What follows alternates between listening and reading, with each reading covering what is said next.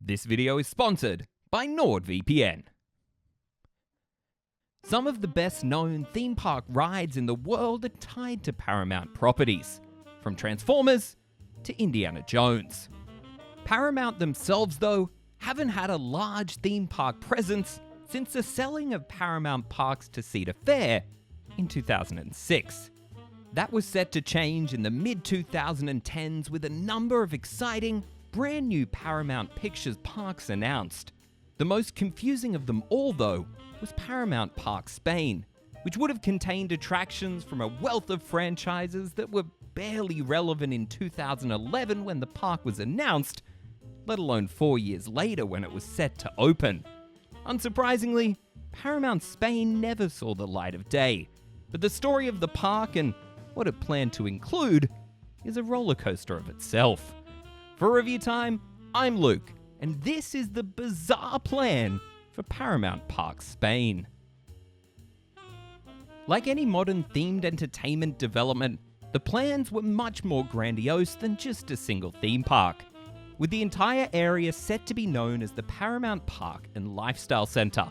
The finished lifestyle project would have contained 7 hotels, including one 5-star luxury casino hotel, event spaces including an auditorium and convention space, a large business centre, a street mall reminiscent of a downtown Disney or Disney Springs, and an ensemble of gardens, parks, and other publicly accessible green spaces. The Paramount Park itself was billed as the world's first 21st century theme park, whatever that means, and was budgeted to cost around 1.1 billion euros, or around $1.5 billion US today. Set to employ 16,500 workers during construction and a further 6,100 in operations, the park was expected to attract over 3 million visitors a year, which would have made it one of the 6 most visited theme parks in Europe. The official stone-laying ceremony took place on the 31st of May 2012, with the park expected to open early in 2015. The park was set to be operated under a licensing agreement from Paramount Pictures, who at one stage was in the theme park ownership game, but after selling off their parks to Cedar Fair, it was decided that moving forward, it was much easier to be a licensor and non-financial partner in any theme park projects they participated in. But now let's explore the park as it would have been upon opening, and notice just how similar its lands and layouts would have been to a certain other rather large theme park company. Your day at the park would have begun at the Paseo Paramount, or in English, the Paramount Promenade, the park's entrance area. After walking through a recreation of the iconic Paramount Studios gates, you would have been in exactly what you'd expect from an entrance land, including several dining and shopping locations, all with a very Universal Studios Hollywood entrance area feel. The only attraction in the land would have been Paramount Live, a stage where guests could have seen shows celebrating Paramount musical films such as School of Rock. While the entrance area may be reminiscent of Universal Studios, the rest of the park wasn't trying to hide how much it borrows from Disney, not just with the overarching theme of every land, but even right down to the placement of those lands within the park. Hitting the hub and taking a left would have placed you in Adventure City, a catch-all land that adventure may not be the best descriptive word for. Unlike the jungles of Disney's Adventureland, this land seems to be the place for any leftover attractions they couldn't fit elsewhere in the park. The biggest attraction in this land and one of the largest draws of the park would have been Mission Impossible 4D, an attraction mixing the movie's best scenes with practical special effects. This looks to have been based on the Spider-Man and Transformers attractions from Universal Studios parks, utilizing the same oceaneering ride platform, as well as a mixture of screens and practical effects that make those attractions so spectacular. Titanic the Exhibition would have been a mostly walk-through experience utilizing artifacts and technology to tell the story of the Titanic tragedy, focusing on both the actual boat itself as well as the James Cameron film. This mostly looks to be similar to the other Titanic exhibits that tour the world, though does have at least one dark ride section, where you can board a life raft and watch a recreation of the human tragedy that saw over 1,500 people lose their lives as the Titanic sunk into the frigid waters. All before you exit through a gift shop. Also in the land, definitely fitting the adventure theme, would have been the Grease Lightning bumper cars themed to the movie Grease, and Osteria Corleone, a Godfather-themed restaurant where visitors could know firsthand what food establishments from the Italian immigrants of the United States looked like in the 1940s. That's their words, not mine. The Frontierland stand-in here was set to be themed to an Academy Award Best Animated Film winning picture that most people forgot ever happened.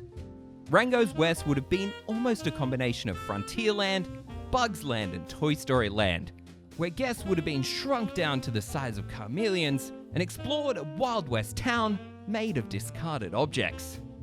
According to Paramount, the biggest draw of this section would have been How the West Was Won, a 4D film in which visitors help Rango restore order to the city by stepping through a musical exploration of Paramount's countless Western movies. This looks to have been similar in design to Cinemagique at Walt Disney Studios Paris, where animated characters are digitally placed over classic film footage, leading to comedic effect. Rango's West was also home to the park's major water ride, the painfully generically named Ragin' Rapids ride, as well as a family mine train roller coaster called the Spirit of the West. Elsewhere within would have also been a shooting gallery as well as a large play area, where all the themed elements were delightfully larger than life. But now, before we talk about some rides based off movies I've never heard of, a quick word about our sponsor. When you're researching some never-built theme park projects, you want to make sure that no one can track you down when you reveal some exclusive information. That's why I use this week's sponsor, NordVPN, to keep me and my personal data safe online. Of course, NordVPN isn't just for elite theme park researchers like me, but will keep you and your private information private anywhere in the world on any Wi-Fi network on up to 6 devices. VPNs aren't just for keeping you safe though. They also allow you to watch digital content that may not be available in your region. For example, if you live in a country without Disney+, NordVPN is the perfect service to change your virtual location to a country that does, just in time to watch the brand new Behind the Attraction series. Though Disney, I'm watching you. Stop coming for my job as a theme park historian, okay? Go to nordvpn.com/ReviewTyme or use code ReviewTyme to get a 2-year plan plus a bonus gift with a huge discount. And don't worry if you're not completely satisfied with the service, NordVPN offers a 30-day money-back guarantee. Let's get back to Paramount Park, Spain. A fantasy-themed land, the true heart of any Disney-esque park, would here be known as the Enchanted Forest, focusing on a trio of films that have failed to come even close to sticking in the public forefront of knowledge. Entering the land via Rango's West, you would have been greeted by another Johnny Depp franchise, Tim Burton's 1999 film, Sleepy Hollow. This subland would have featured an unnamed attraction where 3D audio effects, partnered with holographic projections, would have allowed guests to come face to neck with the Headless Horseman himself. Rumored to use technology such as binaural sound, famously used in extraterrestrial alien encounter. Next in the land would have been a Nickelodeon franchise, but not one that has proven the test of time, and instead, the Spiderwick Chronicles, which, even at the park's announcement in 2010, was not a pop culture mainstay. The Spiderwick attraction was set to be an interactive shooter dark ride, where guests used magic wands to shoot targets on their hunt for Mulgarath. But from a movie I'd completely forgotten about to a movie I'd legitimately have never even heard of, the final franchise in the land would have been Stardust, where at the Magician's Workshop, guests could participate in a wand training experience that definitely looks nothing like Ollivander's. Elsewhere in the land would be the Fairy Tale Voyage, a slow-moving boat-based dark ride that seemingly wasn't themed to any specific IP. Aboard, guests would have travelled to different places as they tried to discover where the fairy tale characters exist and where to find them, featuring completely different fairies to the Spiderwick Chronicles ride next door. Several other smaller rides will also be present, including a carousel, hedge maze, kiddie coaster, and other family-friendly flat rides. The final land in the park, Plaza Futura, would be, unsurprisingly, future-themed, dedicated to science fiction, thrilling outer space adventures, and the uncertain future that many movies have described. The land would have featured a large Star Trek presence, arguably one of the few franchises the park would have utilized that's still in the public consciousness, even though it's one of the oldest. The Starfleet Recruiting Center would have, in their words, used state-of-the-art technology to launch riders on a thrilling journey into the stars. Or in my easier-to-understand words, would have been a Star Trek version of Star Tours. Plaza Futura would have also included one of the park's major thrill rides, the Warp Speed Coaster, where you would have been launched out of the station on a hair-raising journey across the entire land. For little thrill seekers though, the Quasar Force themed indoor Wild Mouse roller coaster may have been more up their alley. The land would have also included a rocket spinner ride, as well as a H.G. Wells' War of the Worlds restaurant. Over time, the project would be announced, started, stopped, cancelled, uncancelled, stopped, and then ultimately cancelled again. Plenty seemed against the development, but the company behind it seemed to keep trying to push forward. They spent years traveling the world looking for investors to only come up empty-handed. And even government funding that was offered to them came with the stipulation that they wouldn't receive it until after the park had opened. Ultimately, the area chosen for this park was far from ideal, with insufficient access to required resources such as water, and the entire area of Murcia being one of the poorest regions in Spain. The park was specifically set to be constructed here due to the brand new Murcia International Airport, which was set to open in 2012, merely 10 minutes drive from the Paramount Park. But even that saw countless setbacks and wouldn't open until 7 years later in 2019. The park was dealt several final blows in the time right before its official cancellation in 2017. First, Jesus Sampa, the driving force behind the project, passed away in December of 2015 and essentially took the project with him.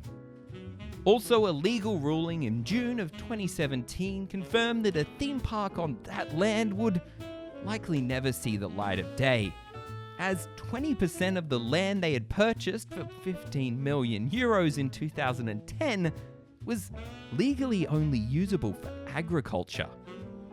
Ultimately, even if the park was constructed, I can't imagine it would have been all that popular, especially with the international tourists it would have needed to attract to survive. The park lacked an identity of its own, and the IP selected and lack of a true signature ride would have made this as international of a destination as it needed to be. Most of the franchises were already irrelevant in 2015 when the park should have opened. What were they going to do 10 years after that when no one even remembered what a Rango is? This project isn't just known about because of some low-quality leaked concept art years later, but was announced with a flurry of high-quality concepts, flyovers of the park and leisure area, and a whole lot more. At face value, this park seemed to have it all together. But it wasn't until you started peeling back the layers you realized just how little of a chance this park had from the start. However, all the issues this park had almost pale in comparison to another Paramount project just a few hours away by plane. But the story of Paramount London is a much bigger tale for another time. From the home of all things theme parks, I'm Luke for ReviewTyme. Thanks for watching. We hope you enjoyed this week's episode. If so, be sure to like and subscribe, And also tune into our podcast, ReviewTyme's Theme Park Cast, available on your podcasting platform of choice.